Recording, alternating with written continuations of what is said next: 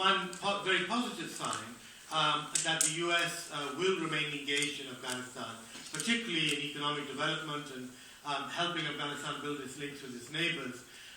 But the situation remains very unpredictable. And there's no guarantee that, in fact, come 2014, when US troops do leave, such a compact can even be implemented fully, given the problems in Afghanistan.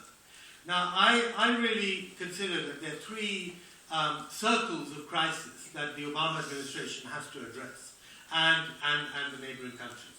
The first is really an international crisis, in that a lot of the European countries want to pull troops out now. The newly elected French president has already said he wants to pull troops out this year.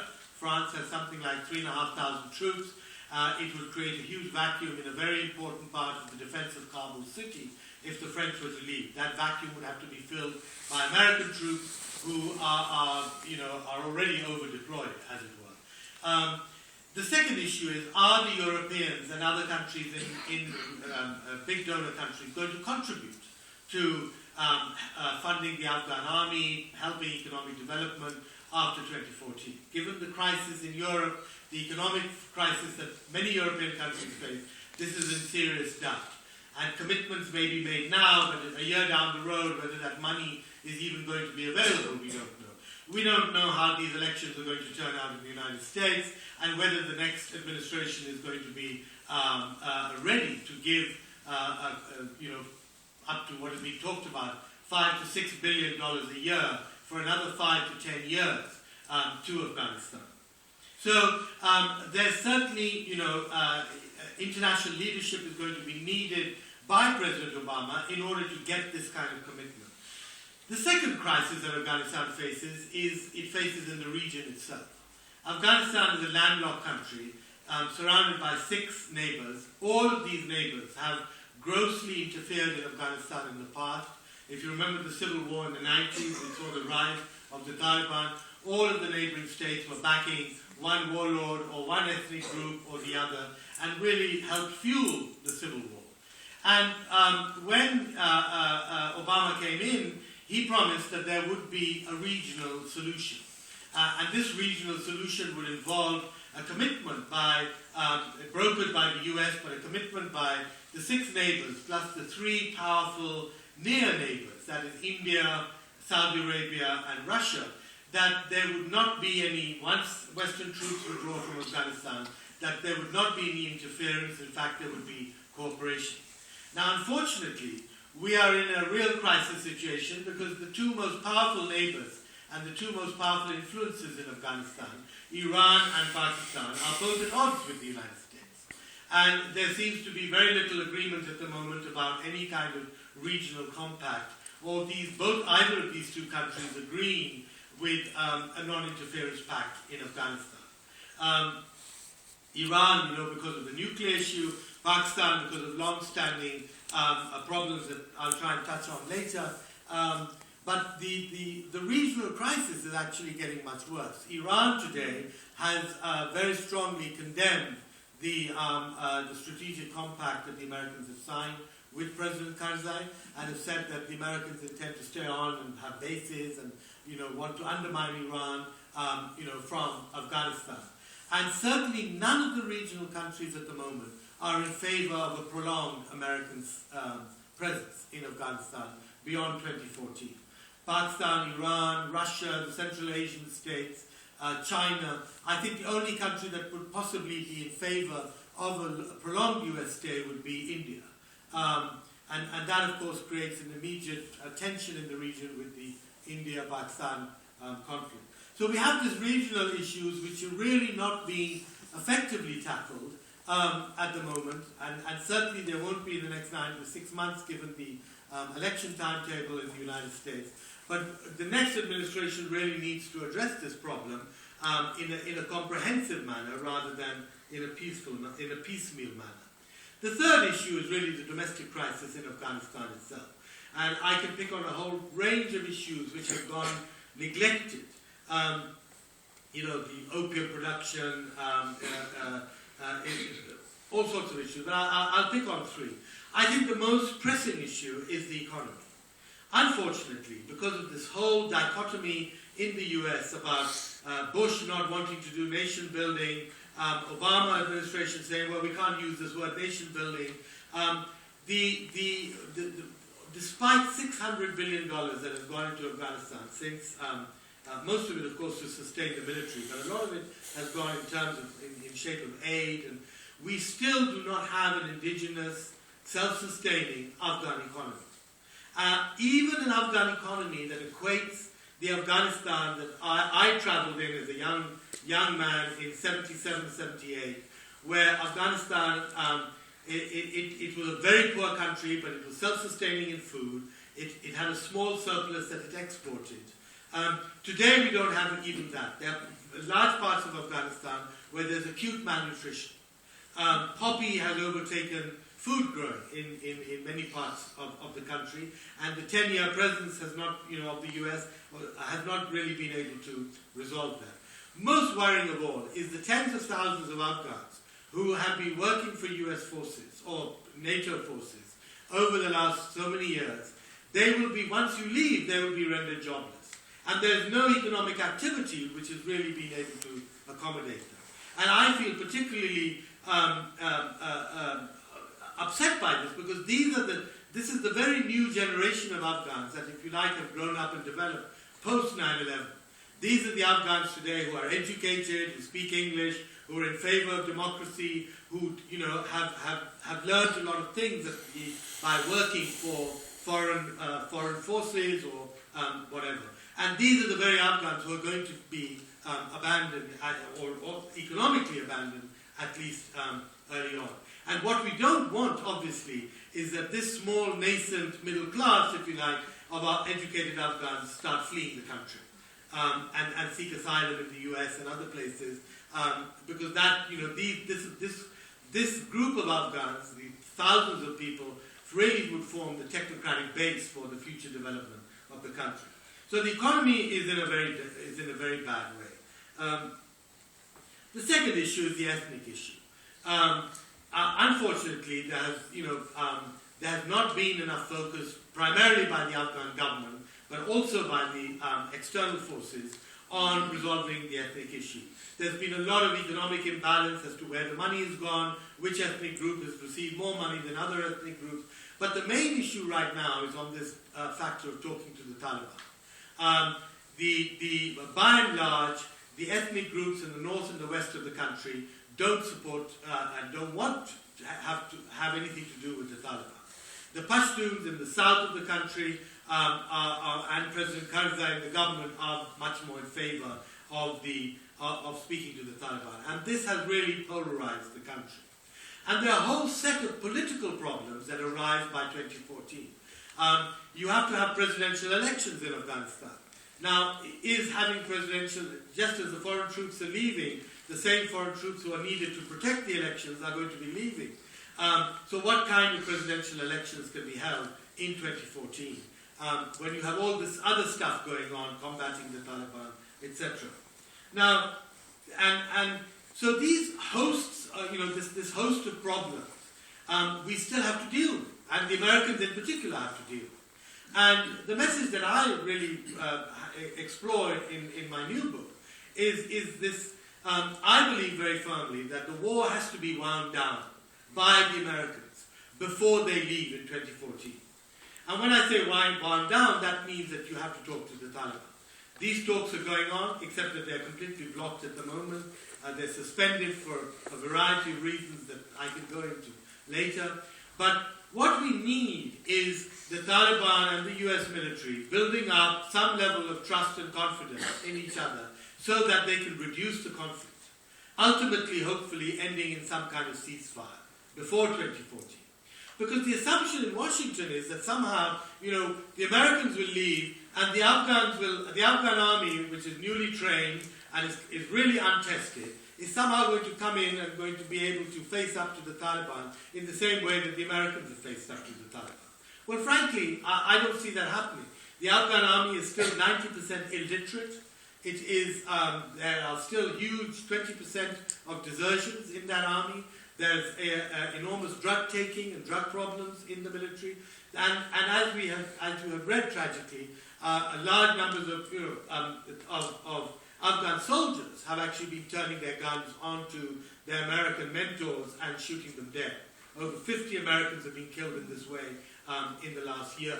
So, we really don't know. So the whole point is that you have to reduce the conflict. Now, I think there are several steps that if in an ideal situation would be taken. First, there has to be a dialogue between the Americans and the Taliban to reduce the military aspects. Then there has to be a dialogue between the Afghan government and the Taliban to create a political power-sharing deal in which the Taliban could participate in the central government and perhaps govern some of the areas where they come from. And there has to be an ethnic consensus, because the ethnic groups in the north who don't buy into this have to be bought into this. And all this has to really be accomplished by 2014 if we are to give Afghanistan a chance to be able to survive beyond 2014. And so I think the need to talk to the Taliban is absolutely paramount. And unfortunately, the problem here is that right now you're in the midst of an election. I don't see the administration being able to take any political risks, either with talks with the Taliban or with reducing the military aspects of the US operation right now. And so, really, and time is running short, because negotiations with the Taliban are not going to be done on American time.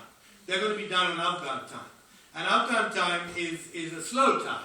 It's a very slow time where you have to repeat yourself time and time again, and progress is extremely slow. And quite frankly, when I wrote this, when I was writing this book last year, I was talking about a 2 to 3 year time frame of these negotiations. And let's face it, that's what you faced when you were negotiating with the Vietnamese. These negotiations went on for an awful long time.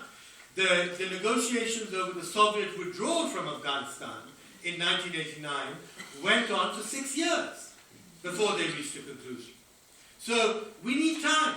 And frankly, the time frame now for the Americans is being squeezed ever tighter. First by these elections, and then really we're into 2013 by the time the new administration and cabinet comes in. So there's enormous concern as to how we can move forward. But I do not believe for a moment that you can leave Afghanistan in the present state as we see it today. In other words, the Taliban advancing, fighting, launching all these kinds of attacks in Kabul and other cities, and the Afghan army somehow holding them off. And a lot of the other political problems also need to be addressed. So there's a huge agenda in Afghanistan that is still to be done. And it's the international community, certainly led by the Americans, that really have to take the lead. Now, a lot of what happens in Afghanistan is going to be dependent on Pakistan. And Pakistan today faces a monumental internal crisis. Certainly the worst I think it has ever faced in its existence. It also faces a complete breakdown of relations with the US, which makes any kind of cooperation between Pakistan and the US on Afghanistan very difficult. Now, the real problem, when I explore in my book, I try and ask the question, how did we get into this present mess? Let me describe what the mess is.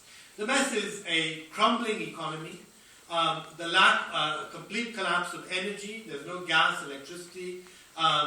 Obviously, a lot of industry is shut down. There's growing poverty and joblessness. There are 2 insurgencies going on full time.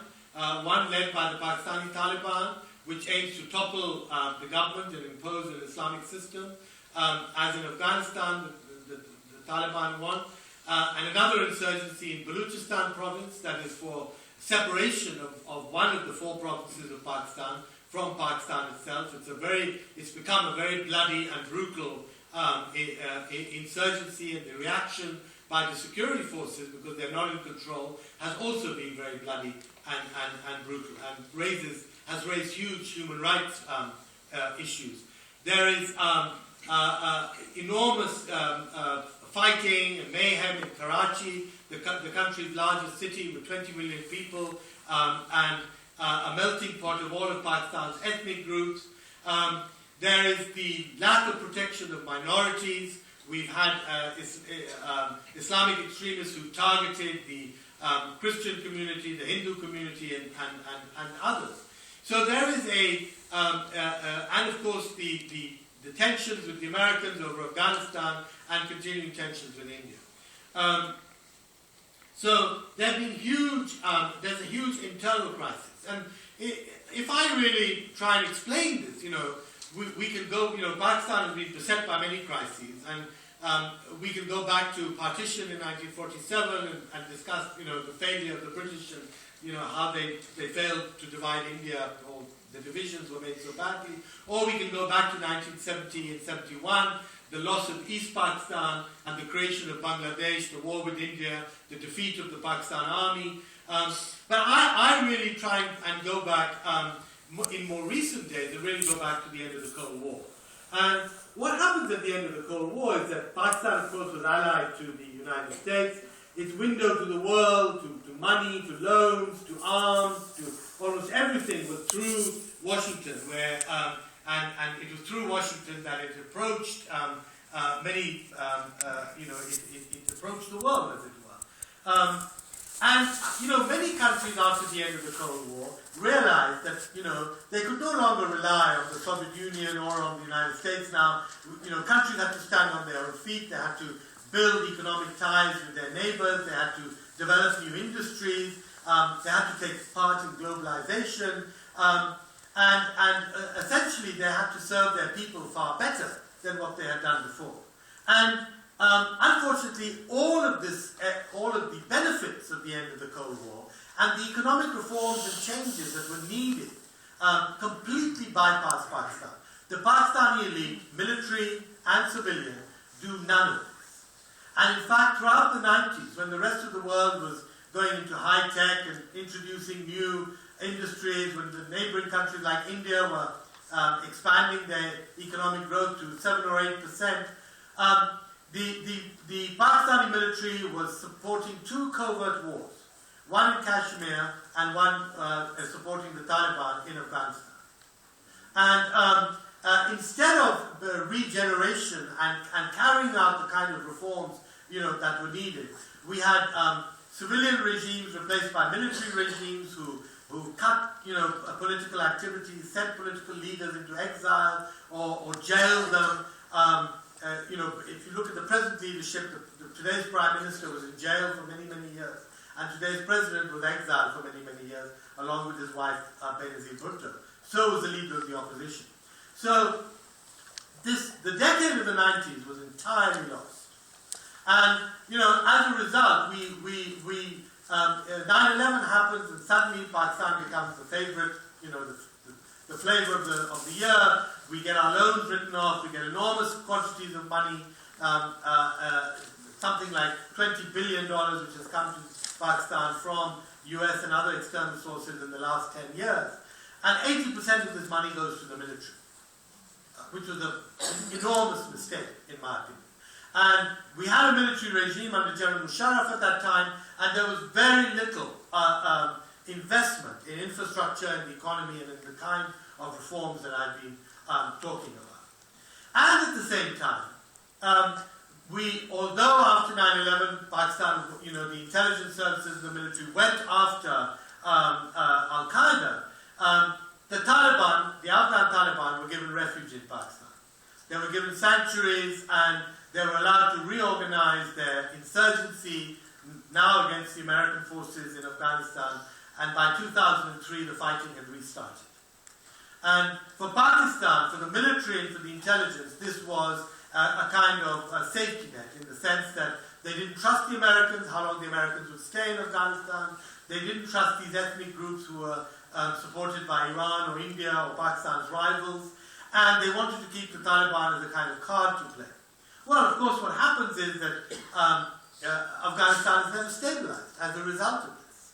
And the Taliban have now, the Afghan Taliban are now a force which cover the whole country, control large parts of the countryside in Afghanistan, and pose a major threat to the Karzai government. And President Karzai spent a lot of time trying to persuade President Bush that his main threat was not Al-Qaeda, but his main threat was actually the Taliban.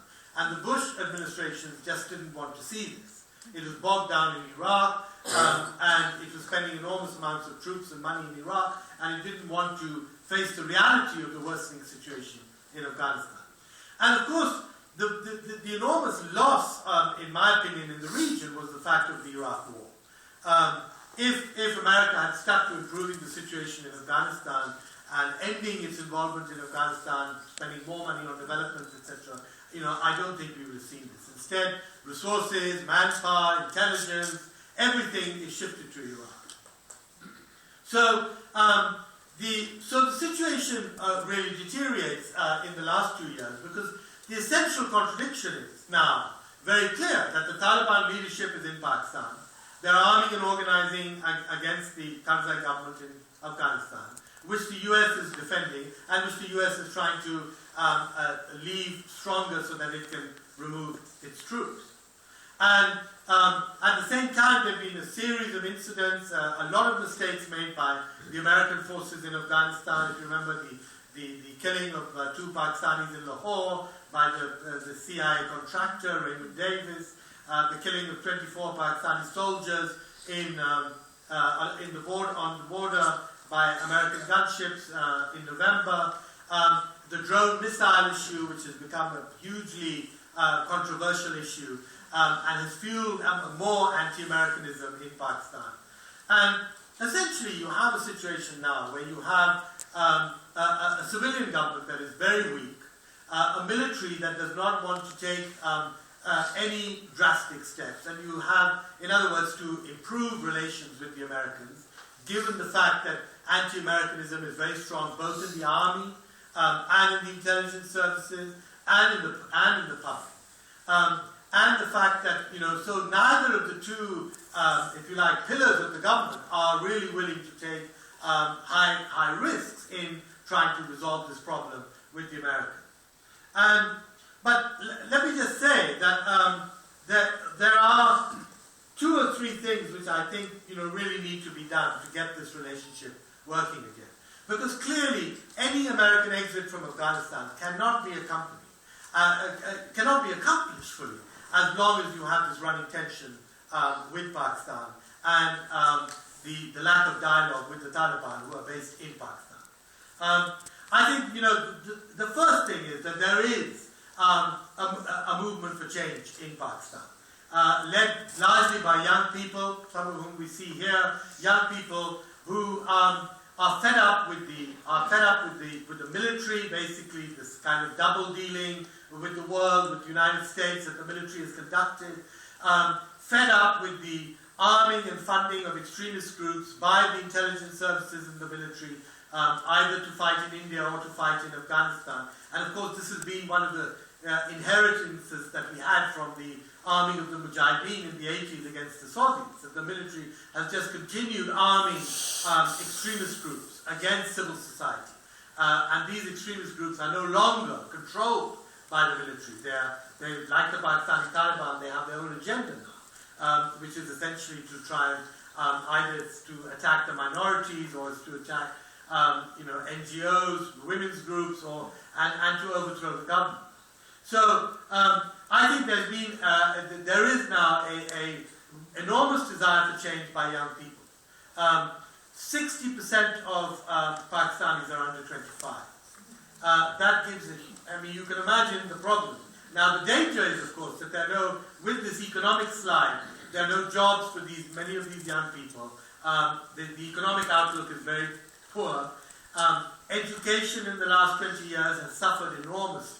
Higher education in particular is abysmal at the moment. Our literacy rate, which is still around 57%, has been the same for the last 20-25 years. It hasn't increased at all. The money being spent on education is minimal.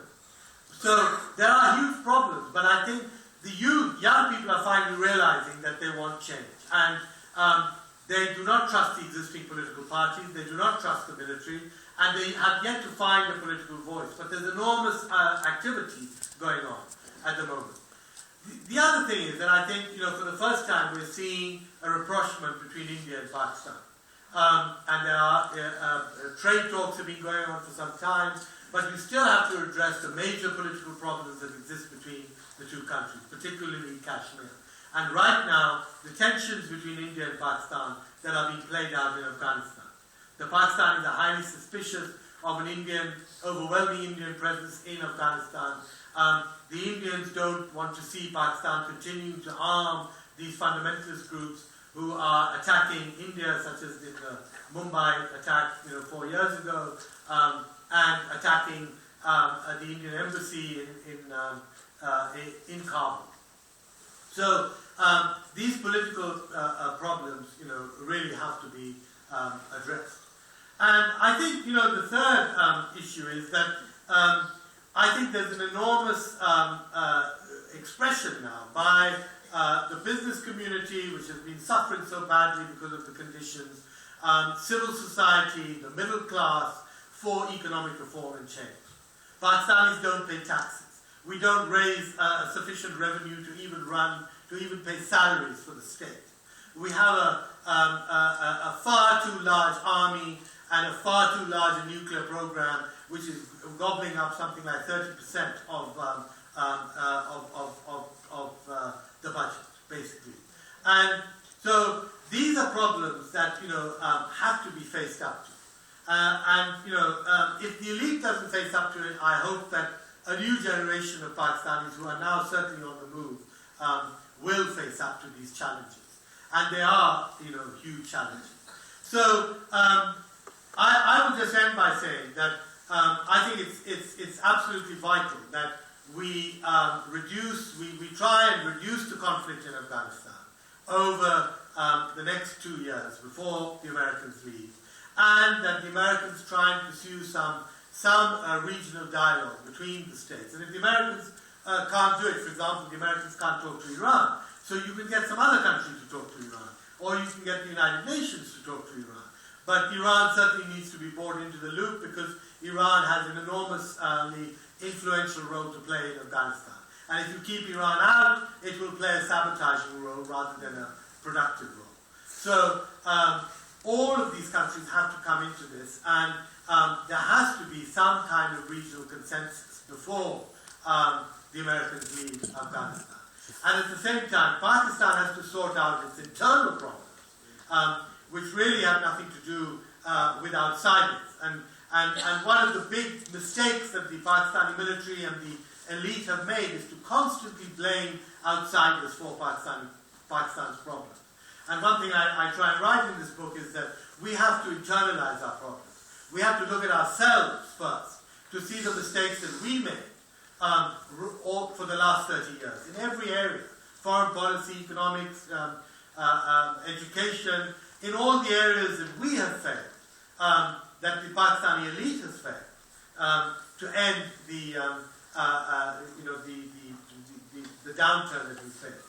And one of the lines I will end by just reading one sentence from my book, which ends, for too long, the military and civilian elite have neglected their one single task, which is to make life better for their own people. Thank you very much.